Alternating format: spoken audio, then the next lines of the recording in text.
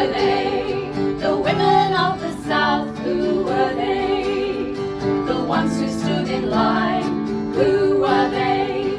The steadfast and the brave, who should know their names, although they now have long been in the grave.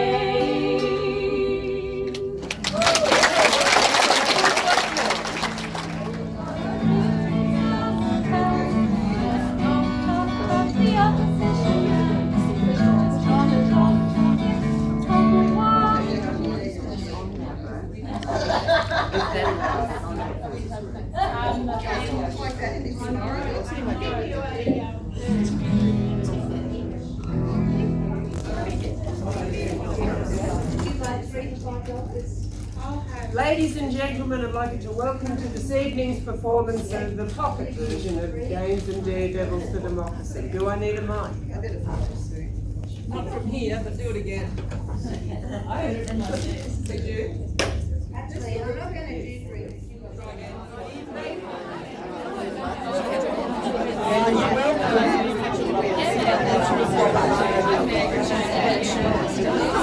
Welcome to the 2020 International Women's Day Dinner.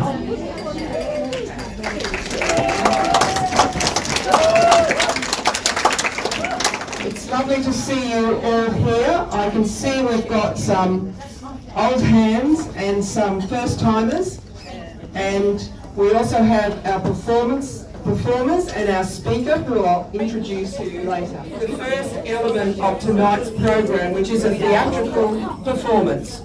And I'm very pleased to introduce Jan Neri and the group from Magda Community Arts, and Jan is going to introduce the show. Please make her welcome.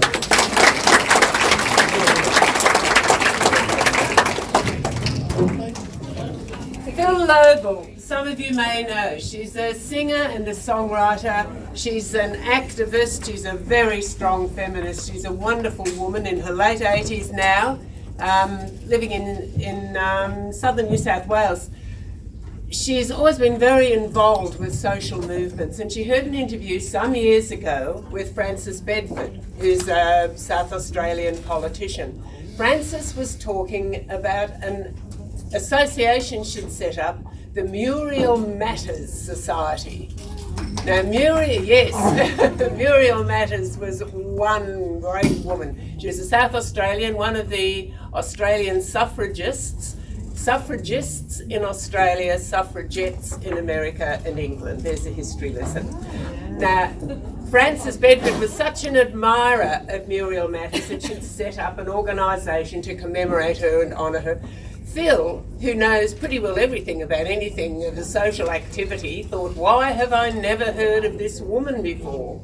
And she started researching, and in the process discovered a plethora of wonderful Australian women, the suffragists, of whom she knew nothing, of whom most of us knew nothing, because we're taught about the Pankhursts, but we know so very, very little of our own great heroines.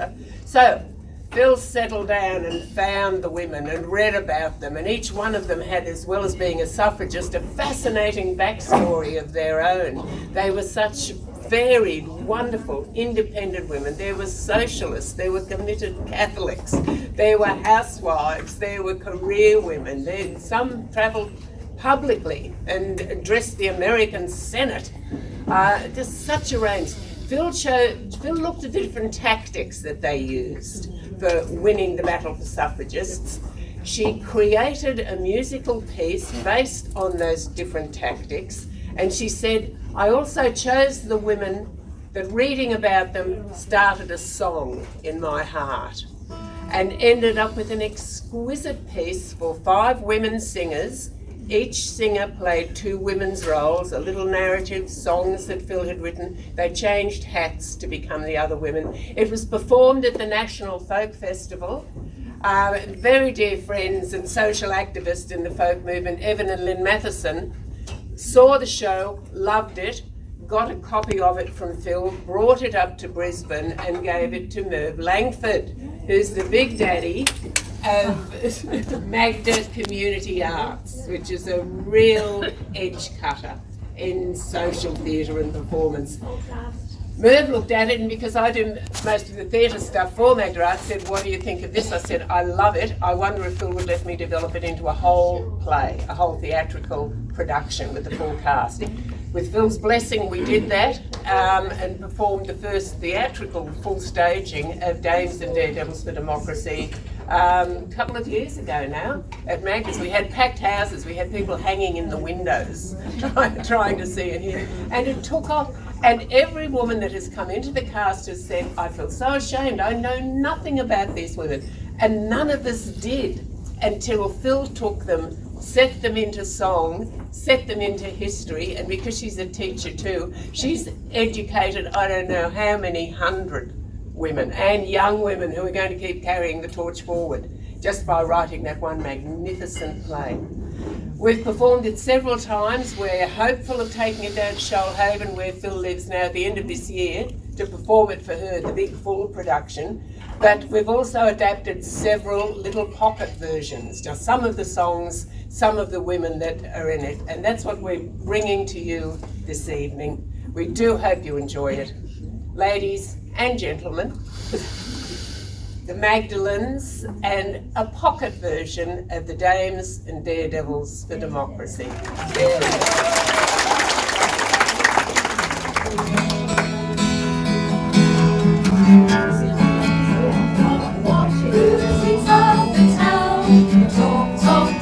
Talk the opposition down. Chalk it up on the wall. We are the suffragists and we walk tall. Walk tall, one and all. We will never, ever let the voting banner fall. Raise your voice, let it roar. We will fight to gain the right for the rich and for the poor. Walk through the streets of the town. Talk the opposition down. Chalk it up on the wall. We are the suffragists and we walk tall. March on, stay strong, with the hearts of fearless women who have found where they belong. Your choice, your voice, will gain the vote for women and a reason to rejoice. Walk through the streets of the town. Talk the opposition down. Chalk it up on the wall. We are the suffragists and we walk tall. Walk through the streets of the town. Talk the opposition down. Chalk it up on the wall. We are the suffragists. We haven't had to use our fists. Petitions of those who wanted to assist us all. Walk tall.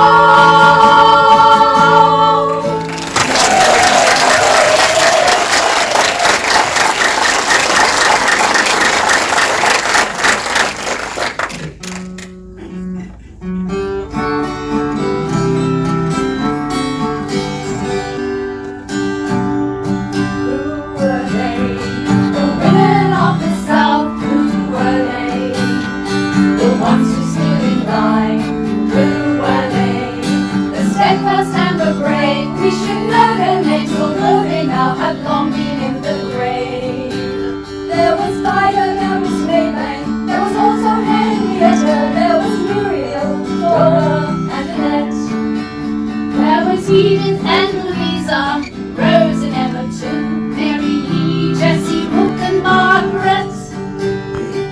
Who were they? The ones who fought for votes. Who were they? Wrote the articles and notes. Who were they? Who made the rallies run? We should know their names and give a vote of thanks for everyone. There was Violet, there was Maybank, there was also Henrietta, there was Muriel, Dora and Annette.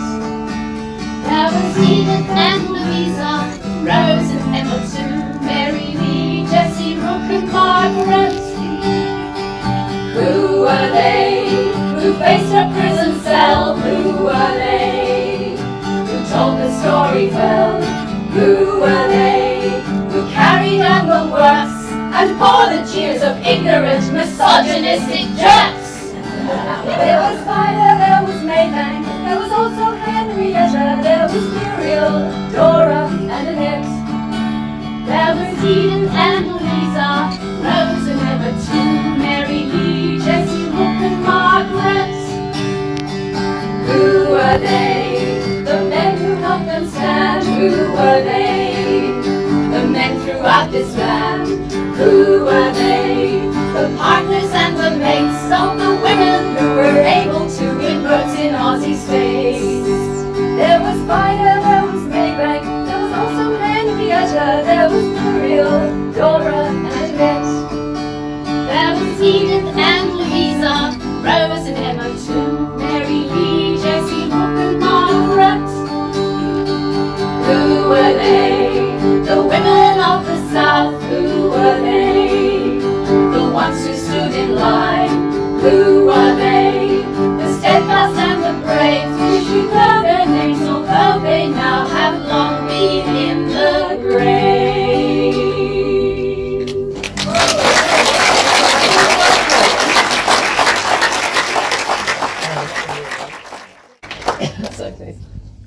I am Emma Miller. My father was a Chartist who influenced me to be a rebel against the social order. In England, as the eldest child, I would accompany him to meetings, 16 miles from home, walking. It's just as well I was brought up tough. When their father died, I supported my 4 children in Manchester by sewing 12 hours a day, 6 days a week. After migrating to Australia and the death of my second husband, I married Andrew Miller and became Emma Miller. After years of campaigning, I was known as Old Mother Miller, Australian suffragist. I was proud of my title, the Grand Old Labour Woman of Queensland.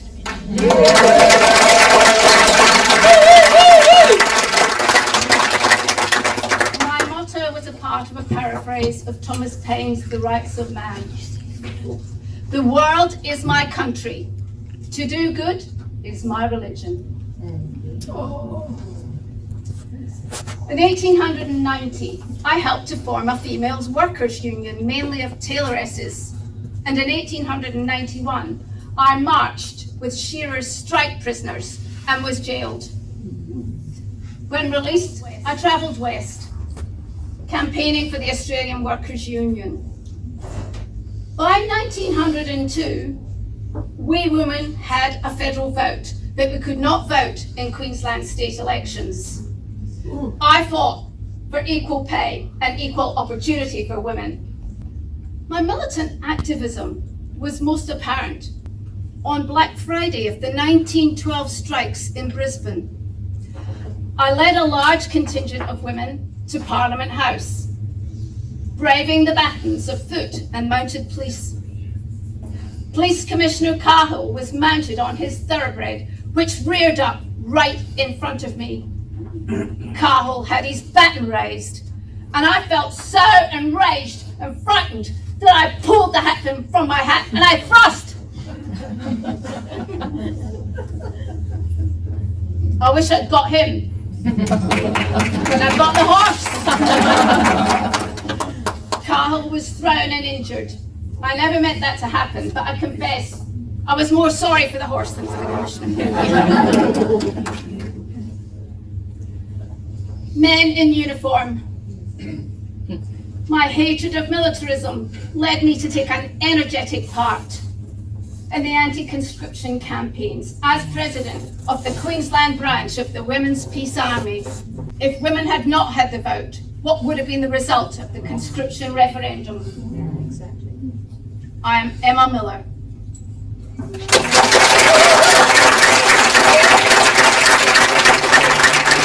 Old Mother Miller with a big black hat on, more than a match for a copper with a baton. More than a rebel, born to win, but don't trust her with a long hat pin. Old Mother Miller with a big black hat on, more than a meadow with a big black hat on, more than a meadow with a big black hat on, more than a man or a copper with a band on, born a rebel, born to win, but no than a meadow with a big black hat on, born a meadow with a big black hat on, more than a man or a born to win, but born a rebel, born to win, but don't trust her with a long hat pin. Don't trust her with a long hat pin.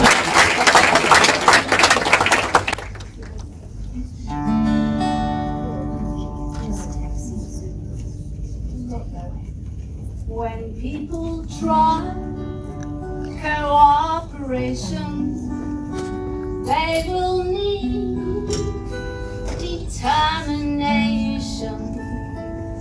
And it won't be a vacation. Every day they'll need to say, stand together,